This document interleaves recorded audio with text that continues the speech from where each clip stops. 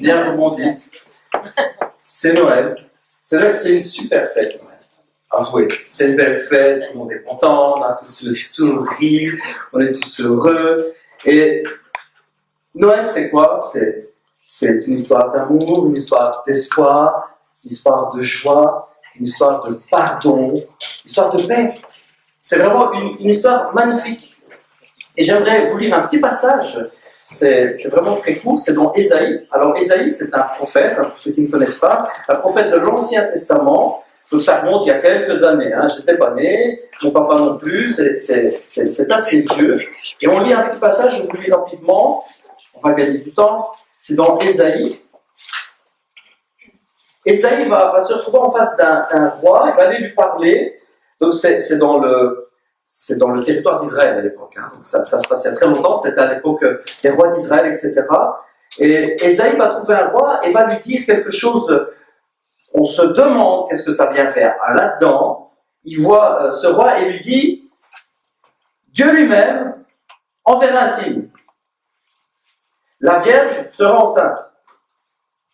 Elle mettra au monde un fils et l'appellera Emmanuel. » Traduction, Dieu avec les hommes. « Il se nourrira de lait caillé et de miel jusqu'à ce qu'il sache rejeter le mal et le bien, et choisir le bien. Cependant, avant que l'enfant sache rejeter le mal et choisir le bien, le territoire dont tu redoutes les deux rois sera abandonné. » Je ne sais pas vous, mais moi j'entends ça, je ne comprends rien. Vous êtes là en plein problème politique et en plein problème de guerre, et vous avez un prophète qui parle au nom de Dieu et qui vient vous dire « La Vierge sera enceinte. »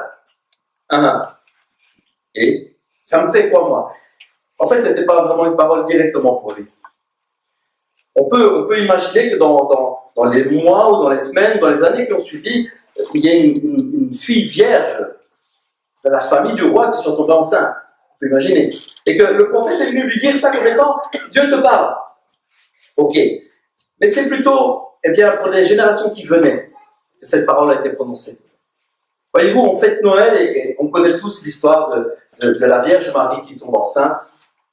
Qui reçoit vraiment la visite de Dieu, de son Saint-Esprit, qui tombe enceinte alors qu'elle ne connaît pas encore d'homme et qui donne naissance à Jésus. Ça, c'est quelque chose d'exceptionnel, c'est quelque chose d'extraordinaire. Mais qu'est-ce que ça vient faire dans cette histoire d'Akaz? Qu'est-ce que ça vient lui dire?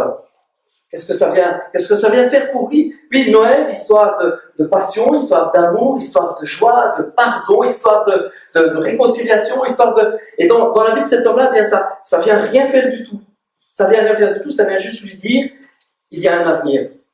Ce sera différent de ce que tu penses. C'est pas tout à fait ce que tu avais imaginé, mais il y a un avenir. Les choses vont changer. Et vous savez quoi? Bonne nouvelle, c'est encore d'actualité. Les choses pour nous peuvent encore changer. Encore aujourd'hui, les choses peuvent changer. Alors que la situation peut sembler être vraiment dans une voie sans issue, dans un cul-de-sac, comme on dit chez nous, c'est pas vulgaire. Si la route semble complètement mener à rien, alors que c'est l'impasse, on peut entendre cette même parole, il y a un espoir. Ça peut changer. Tout peut changer dans ta vie avec cette petite chose, une nouvelle naissance. Quelque chose de neuf dans ta vie. Quelque chose que tu n'imaginais pas comme ça, c'est pas grave. Ça peut tout bouleverser, ça peut tout changer. Pourquoi je dis ça? Parce que vous savez, dans la vie de Marie, entendre dire tu vas avoir un bébé, elle n'a pas fait wouhou, c'est ce que j'ai toujours rêvé. Marie, 16-17 ans, on estime que la jeune fille avait 16-17 ans à l'époque, elle n'est pas mariée. Elle n'est pas mariée et elle reçoit une révélation comme quoi elle va être enceinte. Il y a des tas de femmes qui veulent être enceintes, il y a des tas de parents qui disent on va avoir un bébé. Marie, j'ose imaginer que non. En tout cas, pas tout de suite. Elle n'est pas mariée. Oh, je sais bien, aujourd'hui, ça fait pas le buzz, c'est pas génial. On dit bon, on va avoir un bébé. Oh, c'était il y a très très longtemps. À cette époque-là, avoir un bébé sans être marié, c'était pas bien vu. C'était vraiment pas bien vu du tout. On a une jeune fille qui n'a pas encore été jusqu'au bout de ses fiançailles, elle n'est pas encore mariée, et on lui dit, tu vas avoir un bébé. Alors, à l'époque, avoir un bébé en dehors du mariage égale lapidation. Petit sondage rapide, est-ce que vous savez ce que c'est la lapidation? Ouais, on dit ça. Tuer, le mot exact dans la traduction, c'est tuer à coups de pierre. Super. Ouais, c'est un bon programme. T'es future maman, et tant que t'es future maman, on ne va pas attendre que le bébé naisse. On va tuer à coups de caillou. Ça, c'était l'avenir qui se dessinait devant Marie. Elle reçoit ce message, elle reçoit cette information, tu vas avoir un bébé, alors c'est chouette, c'est génial. Oui, en fait, tu vas mourir bientôt. L'idée, c'est ça. L'idée, c'est tu vas mourir bientôt. Tu vas connaître une fin pas possible. Tu vas souffrir. On me dirait, mais pasteur, qu'est-ce que ça vient faire avec une histoire d'amour, de paix, une histoire de pardon, une histoire de joie, une histoire de nouveaux départs? Qu'est-ce que ça vient faire alors que cette femme, elle apprend ça et sa vie, elle est gâchée? Parce qu'en réalité, sa vie, elle est gâchée. Dans l'état actuel, dans l'état des choses, quand l'ange vient lui dire tu vas être enceinte, tu vas avoir un bébé, sa vie est gâchée. Sa vie est gâchée, sa vie est foutue. Et c'est dans ces moments-là, et ça c'est extraordinaire, c'est dans ces moments-là que tout peut changer. Alors que la vie semble complètement sans bonne fin, qu'elle envoie de se casser la figure, alors que notre futur est noir, et notre futur est sombre, notre futur est foutu, alors que vraiment tout ça semble aller à la catastrophe, ça peut se transformer en bonne chose. Je vous la fais en mode SMS. Stéphane, Marie, qui a écrit un SMS à Joseph. Coucou, j'ai un truc à te dire. Bis. Joseph. Coucou bébé, vas-y, envoie, je suis là. Marie, non, il faut qu'on pose. Joseph, ben on fait quoi là? Lol. Sérieux, Marie, sérieux, arrête, faut que je te parle. Joseph, t'es bien une fille MDR.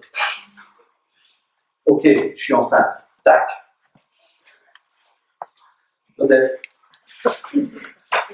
t'es là? Marie, t'es où? Imaginez. Vie complètement foutue. Avenir complètement foutu.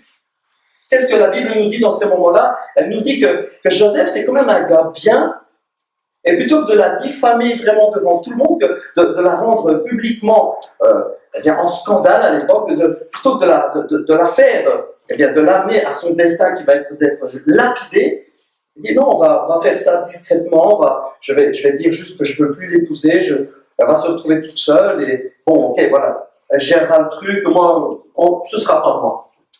Tout le monde voit ça super bien, ouais. Alors, c'est bien, franchement, il est bien, Joseph. Vous êtes sûr? Elle va se retrouver toute seule enceinte, avec un bébé dont c'est qui. Elle va même pas ressembler à Joseph. Il va même pas ressembler à Joseph, le bébé. Il va ressembler à qui? Je sais pas. C'est pas la tête du facteur à ce moment-là, mais ça. Imaginez les ragots, imaginez tout ce qui va se dire. Et puis, il faut pas être mathématicien pour faire le calcul. On va dire, ok, ils sont pas encore mariés, donc 9 mois de grossesse. Et si même il l'épousaient tout de suite, on aura tout de suite vite fait de savoir que, eh bien, ça s'est passé avant et que quand on va voir la tête du gamin, ce sera même pas lui le papa. Mais comment est-ce que le Seigneur peut retourner toute cette situation en bien? Comment est-ce que le Seigneur peut faire ça? Comment est-ce que le Seigneur peut changer une vie complètement, partie en cacahuète? Comment il peut tirer de tout cela quelque chose d'extraordinaire? Oui, mais vous savez, l'amour de Dieu, c'est de faire le premier pas. L'amour de Dieu, c'est de faire un pas dans la direction d'eux. Et ce pas, en direction de la vie de Marie et de Joseph, le Seigneur, Dieu fait vraiment ce pas. Et encore aujourd'hui, c'est le pas qu'il veut faire dans la vie de chacun d'entre nous. Encore aujourd'hui, le Seigneur veut faire un premier pas. Et c'est pas facile de répondre à ce pas-là. Vous avez Marie, vous avez Joseph, vous avez ce futur couple-là. Ils sont dans une situation absolument terrible pour leur époque. Ils vont se retrouver parents alors que c'est pas leur enfant, alors qu'ils ne sont pas encore mariés. Alors l'ange dit à Marie que c'est une bonne chose pour elle, ça va être quelque chose d'extraordinaire, sa vie va être changée, elle va porter le sauveur du monde, etc. Elle ne comprend rien à tout ça. Comment Dieu peut, d'une situation aussi compliqué, tout emmailloté, comment de cette situation complètement pourrie, le Seigneur peut faire sortir le bien. Et encore aujourd'hui, nos vies peuvent être dans cette situation-là, complètement difficile, complètement, on ne sait pas où on va, on voit un avenir sombre, et comment Dieu pourrait-il encore faire aujourd'hui pour changer tout cela? Ouais, Noël, histoire d'amour, ouais. Noël, histoire d'espoir, ouais. Noël, histoire de paix, ouais. Et Dieu veut, eh bien, comme il a par le Saint-Esprit déposé dans Marie ce bébé, cette semence de future joie, il veut le faire dans notre cœur. Et Dieu veut de la même manière déposer un nouvel espoir. Vous savez, sans le savoir, en réalité, Marie porte son propre salut. Vous saviez ça? Il y en a beaucoup qui pensent que Marie, ou je ne sais pas, ne réalisent pas que Marie avait besoin, elle, premièrement, de la naissance de ce petit bébé-là. Elle n'a certainement pas réalisé ça, alors qu'elle porte ce bébé, alors que ça cause pas mal d'ennuis, de tracas dans sa vie, elle ne réalise pas que cette situation-là est son salut. Et parfois, nos situations difficiles, on ne réalise pas que tout ce qu'on voit, c'est qu'on s'enfonce, on court dans une voie sans issue, on voit que les portes se ferment, on voit que la vie devient compliquée, on voit que les situations sont de plus en plus noires et sombres, alors que tout fout le camp, alors qu'on n'a plus aucun espoir. On ne réalise pas que cette situation même nous apporte une solution que Dieu va nous donner.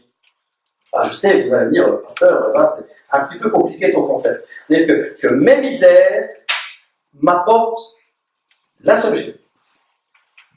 Vous dites, ou alors le frère il s'est cogné la tête en rentrant, ou il a bu trop de Nespresso, ou franchement il ne dort pas assez la nuit, mais oui, nos situations compliquées, oui, nos problèmes, peuvent se transformer en solutions quand on ouvre notre cœur à Dieu.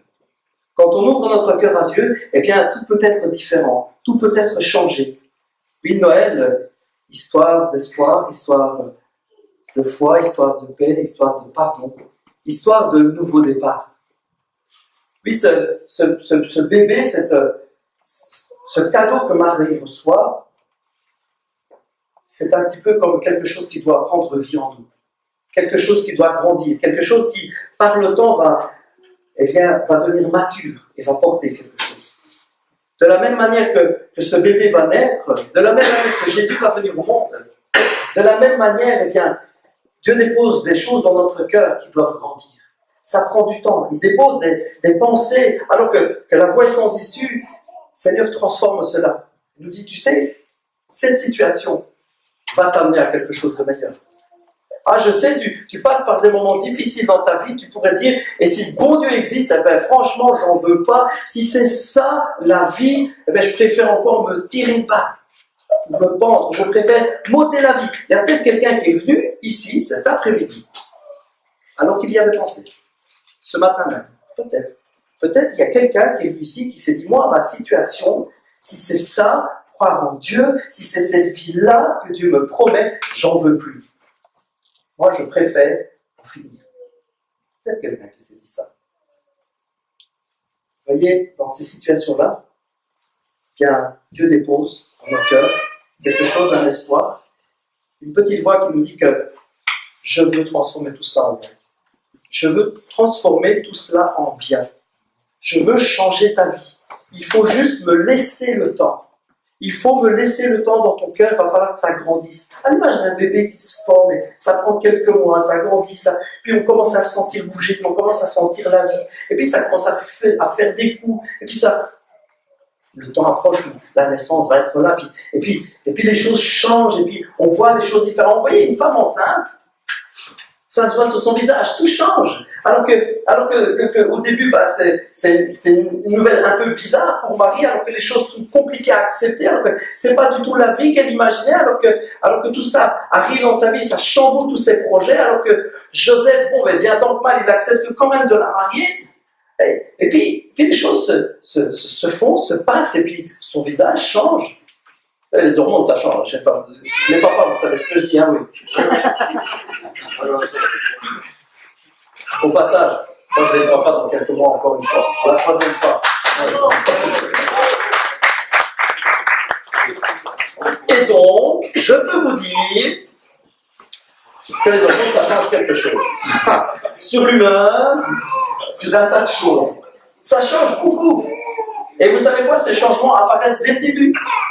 Avant même qu'on puisse ressentir le bébé, avant même que le bébé soit visible, eh bien, les hormones changent, eh bien, toute la vision, tout ce que la femme ressent. De cette même manière, le Seigneur veut déposer des choses dans le cœur. Et si la vie semble, eh bien, profondément sombre, si l'avenir semble vraiment profondément triste, le Seigneur veut changer. Oui, Noël, histoire de paix, histoire de pardon, histoire d'espoir. Même si ça semble mal parti, vous savez, l'histoire de Marie et de Joseph, c'est en réalité la plus belle histoire. C'est mal parti quand même. Un couple pas marié qui se retrouve avec un bambin qui n'est pas de leur. Franchement, il y a meilleur début. Il y a plus belle histoire pour commencer. Mais de cette naissance, le salut pour l'humanité. De cette naissance, le salut pour chacun d'entre nous. De cette naissance, de cet enfant qui naît, de cette histoire mal partie, une fin absolument extraordinaire. Marie porte en elle son propre salut. Et alors que le Seigneur grandit, alors que Jésus va naître, on va voir l'accomplissement de l'amour. Vraiment, on va voir comment le Seigneur va, année après année, mois après mois, semaine après semaine, jour après jour, on va voir comment il va aider les gens. Tantôt ce sera en guérissant un lépreux parce que cet homme était rejeté de la société, le Seigneur lui tend la main, le guide. Tout à l'heure ce sera alors qu'il rencontre un papa dont la fille est mourante, dont la fille meurt et il la ressuscite. Tout à l'heure ce sera pour une femme qui a une perte de sang, qui est complètement mise de côté par la société. Oui, quel bel avenir de vie aussi pour elle. Et le Seigneur lui tend la main, la touche et la guérit. Tout à l'heure, ce sera pour un homme qui est paralytique et dont 4 copains le prennent, le portent, l'amènent jusqu'à lui et le Seigneur voit leur foi et dit au gars, sois pardonné tes péchés, sois guéri, prends ton lit, lève-toi, marche. On va voir le Seigneur tout au long de sa vie, l'amour qu'il répand, la bénédiction, quel merveilleux avenir, quelle merveilleuse chose. Et puis, il arrive jusqu'à donner sa propre vie, son existence. Il donne sa vie sur la croix pour le salut de chacun d'entre nous. Waouh! Oui, Noël, histoire de paix, histoire de pardon. Puis l'enfant, eh bien, qui va grandir, va montrer l'amour de Dieu. Il va révéler le chemin. Noël, histoire d'espoir, histoire de paix, de nouveaux commencements. À l'image de Marie qui a donné naissance à cet enfant qui a produit tant d'amour dans ce monde. À l'image de Marie qui a donné naissance à ce sauveur qui a grandi, qui a fait tellement de belles choses, puis qui a donné sa vie. À la base, c'était peut-être une mauvaise histoire, mais quel merveilleux dénouement. Eh bien, de la même manière, le Seigneur veut faire ces choses-là dans notre cœur. De la même manière, nos mauvais départs, nos tracas, notre voie sans issue actuelle, le Seigneur veut transformer tout ça. Il veut déposer dans notre cœur quelque chose, une voix qui dit, une lueur d'espoir, une graine de vie. C'est-à-dire, il y a un demain à tout cela. Il y a un demain à tes difficultés. Je veux changer ta vie aujourd'hui. Laisse-moi le temps de le faire. Je veux transformer ton cœur. Je veux te donner un nouvel élan. Je veux te donner un nouvel espoir. Laisse-moi le temps. Laisse-moi l'occasion. Donne-moi quelques semaines, quelques mois. Et ça va donner naissance à quelque chose. Et ce quelque chose-là, cette nouvelle vie, ce qui va sortir de tes difficultés, ce qui va sortir de ton cœur brisé actuel, si tu me fais confiance, si tu acceptes de m'ouvrir ton cœur, si tu crois en moi, si tu acceptes simplement la situation en te disant « Ok, je te fais confiance, vas-y, fais-le pour moi, change ma vie », si tu acceptes ça, ce qui va sortir de cette situation va devenir quelque chose d'extraordinaire. Ça produira la vie. Ah ouais, ça va changer ta vie, ça va changer ton avenir. Et de cette difficulté actuelle, de cette situation qui est absolument insupportable, il va sortir des fruits d'amour, comme la vie de Jésus. Alors que en toi, c'était quelque chose qui, wow, tu n'en voyais pas le bout, ça va devenir quelque chose d'extraordinaire. Ça va donner des occasions d'amour extraordinaires. Si tu me donnes le choix, si tu me donnes le temps, et si tu me donnes l'occasion, je vais transformer ta vie. Oui, à l'image de Marie qui donne naissance à Jésus, ta vie sera donnée pour les autres. L'amour de Dieu dans ta vie va faire que, ça va devenir une œuvre d'amour. Ta vie, ta situation, ton problème deviendra une œuvre d'amour. Et tu sais, tout en allant, tout en cheminant avec moi, tantôt tu pourras aider une personne, tantôt tu pourras aider une autre, tantôt tu relèveras quelqu'un, tantôt tu prieras, la personne sera guérie. Tantôt, quelqu'un qui était exclu, comme cette femme à la perte de sang, tu seras la main tendue. Si tu acceptes que ta situation actuelle se transforme dans mes mains, de cette situation compliquée, de cette situation de moi, je préfère me suicider, je ne veux plus de cette vie. Cette vie-là, si tu me la donnes, si tu marches avec moi, je vais la transformer en source de bénédiction. Et cette vie, à l'image de Jésus qui bénit, à l'image de Jésus qui va jusqu'à donner sa vie, elle servira aux autres. Cette vie-là, je vais la transformer pour qu'elle donne, qu'elle produise, et qu'elle soit utile à d'autres. Noël, histoire de nouveau départ, histoire de pardon, histoire de paix, histoire d'espoir. Noël, histoire où tout est déjà fait, tout est déjà accompli. Oui, vous savez, être chrétien, c'est pas devenir quelqu'un de bien. Être chrétien, c'est pas devenir un super gentil gars ou une super gentille femme. Être chrétien, c'est pas devenir quelqu'un de super bien. Être chrétien, ce n'est pas devenir parfait, mais c'est être parfaitement pardonné, aimé et restauré. Ça, c'est être chrétien. C'est la perfection de Jésus qui vient en nous. C'est la perfection de notre Dieu que nous revêtons par sa grâce, par son esprit.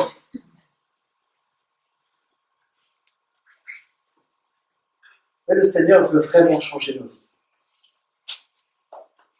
Je suis désolé de vous dire qu'en fait, je n'ai suivi absolument aucune de mes notes. Je suis vraiment d'accord. C'est vrai? Ça fait un quart d'heure que j'essaie de relire mes notes, c'est pas possible. Mais je pense qu'il y a quelqu'un ici qui a devant lui un avenir tellement sombre. Le Seigneur veut nous donner un nouvel espoir.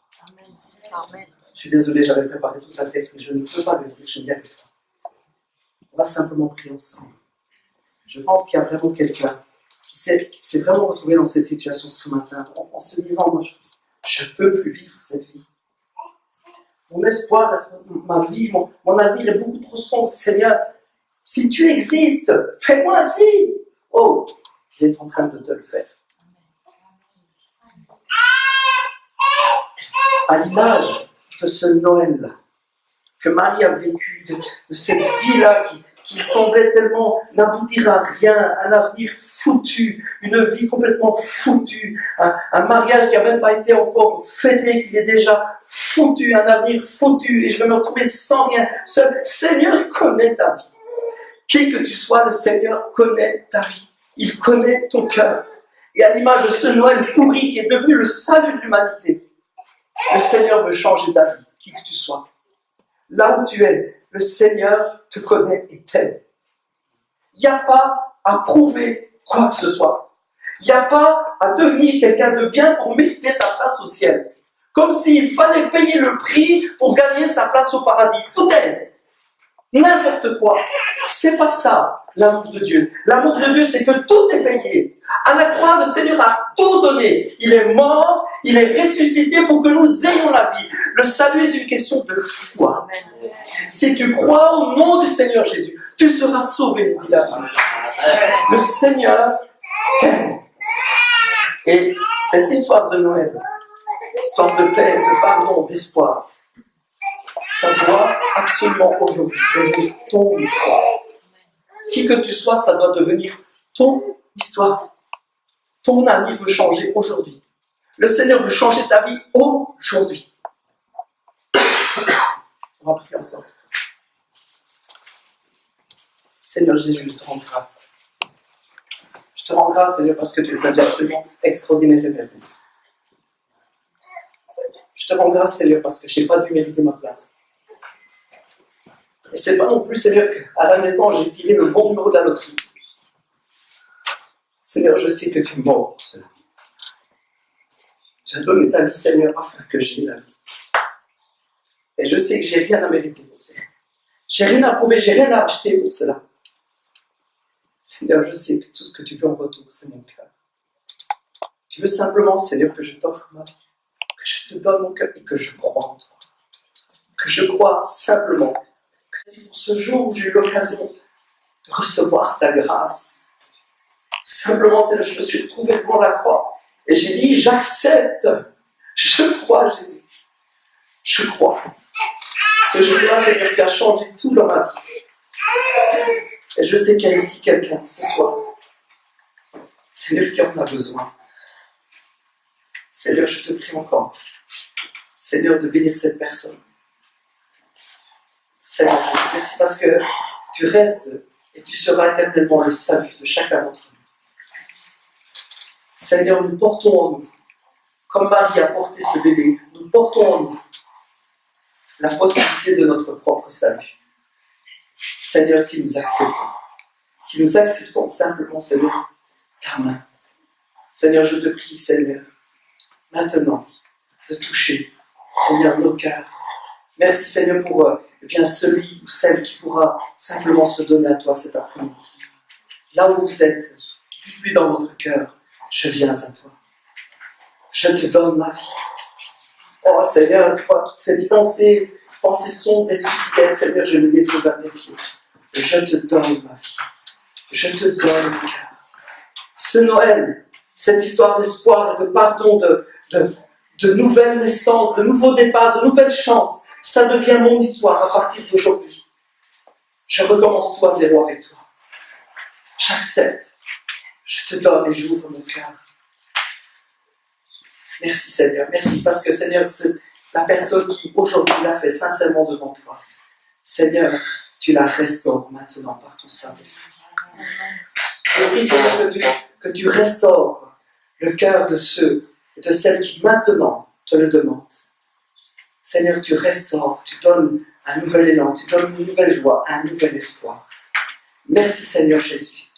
Merci Seigneur, merci pour le salut qui est acquis à la croix. Merci Seigneur parce que nous sommes sauvés, nous sommes réservés pour la joie. Seigneur, merci parce que tu nous as rachetés. Merci parce que tu nous as aimés. Oh, faites une acclamation Seigneur, alléluia. Dites-lui merci, alléluia. Merci Seigneur, merci.